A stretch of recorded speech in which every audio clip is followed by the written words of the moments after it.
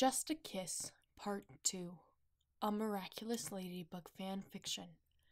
If you've not heard the previous part of this story, you can find a link to it in the description box below. Make sure you give this video a thumbs up and comment down below in support of more fan fiction. And if you haven't already, make sure you're subscribed to stay up to date on the latest parts of this story. Nathaniel felt like a brick had collided with his head as he forced himself awake. It was afternoon now, and as he rubbed his eyes open, he realized he had fallen asleep with contacts in. That would explain the headache. His stomach whined, giving him the motivation to get out of bed for the first time in 4 hours, and he rolled off the bed. The blankets wrapped themselves around him, pulling him back as though they were begging him to stay. "One foot in front of the other," he said to himself. "That's all you have to do. Put one foot in front of the other." The fridge was nearly empty, the cherry on top for the day, but Nathaniel knew he couldn't go back to bed. He instead took out his contacts and threw on his oversized glasses. Even at home he looked like a nerd. There wasn't much hope for him, was there? What could he do? Drop out and make a YouTube channel with fan comics to make his living off of? That could be a sustainable life, although it would be lonely. He sighed and shook his head.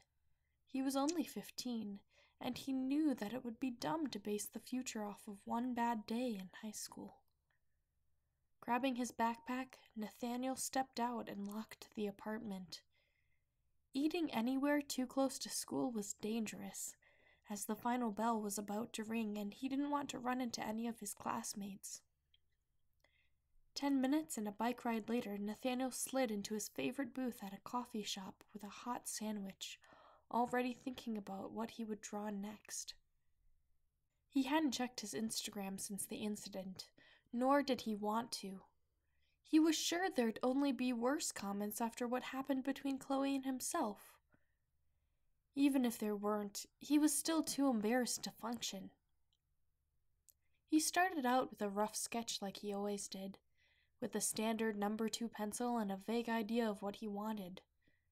Time flickered by as he zoned in and out, not completely aware of what he was making, but not aware of his surroundings either.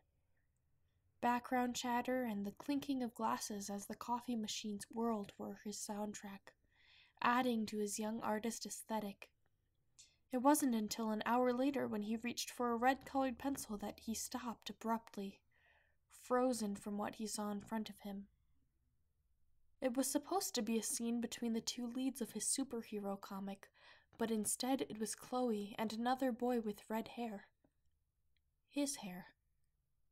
His arms wrapped around her, protecting her from the shadow demons as she raised a knife behind his back. It was almost unsettling how accurate the image was of his current life. "At least you've done me justice." He snapped his head up at the voice. It had startled him, but worse than that, seeing its owner just about stopped his pulse. Chloe," he began, immediately beginning to pack up. "Stop." She sat down across from him with a drink in hand. Was she planning on staying? I'm sorry. Nathaniel began. "I want your sketchbook." "What?" "Those drawings of me? They're good. I like them, and I want them." "But..." "Give them to me, and I won't press for sexual harassment." "Wait, what?" Nathaniel closed his eyes, processing what was happening. Chloe was blackmailing him for his art? What? "You heard me. Sketchbook." She held out her hand.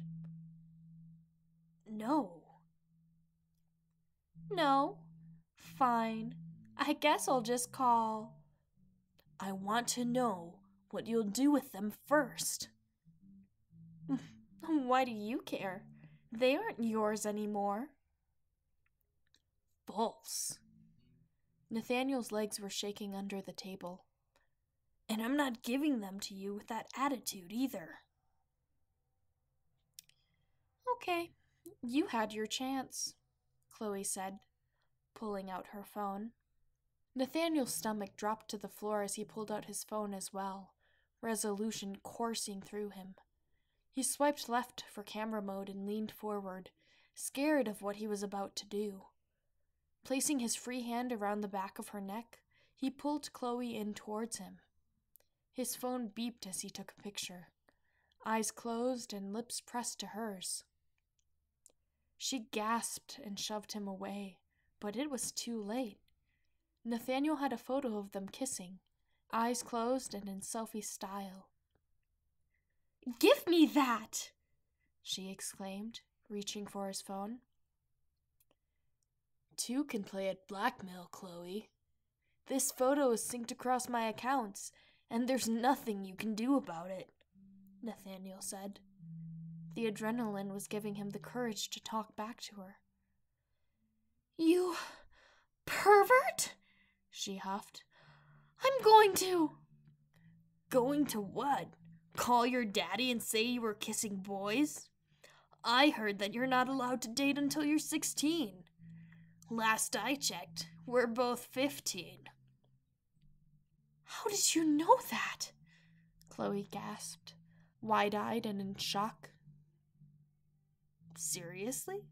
He was right? That was supposed to be a bluff to stall for time to think, but it gave him the upper hand. He had blackmail on Chloe Bourgeois. Gotcha, he said, slipping his sketch pad into his backpack and standing up.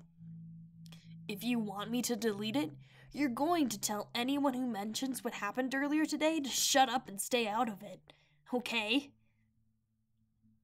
That's it? That's all you want? Nathaniel took a moment. No, but it's a good place to start. He walked away smirking, taking note of Chloe's open jaw. He did that. He actually did that. Awesome! Nathaniel felt on top of the world. Part of him didn't like that he stooped down to her level, but it felt good. It felt so good. Could anything beat this adrenaline? Where have you been? Nathaniel raised his eyebrows in surprise at his father's greeting. I was doodling out at a cafe. The school called. Said you skipped, his dad said. Yeah, Nathaniel, we talked about this. I know, but... No buts. I'm going to escort you to school from now on. He gasped. Dad, no! You know we can't afford that. Actions have consequences, Nathaniel. If you're worried, then get a job yourself to make up for the hours I'm about to lose taking you to school. I'm sorry, Dad. I'm sorry too, son. Talk about a crash. Nathaniel sauntered to his bedroom, collapsing on his bed in defeat. So much for that rush of adrenaline making him feel good. They would still be able to pay rent if his dad dropped a couple of hours per week, but their budget would be even tighter, and it was his fault. I'm an idiot, Nathaniel whispered. He opened Instagram and scrolled through his feed, ignoring the notifications for his account. They would have to wait until tomorrow. He was done for the day, and, although it was only 6 in the evening, Nathaniel closed his eyes and went to sleep, unaware that the day he just went through would change the course of his entire life.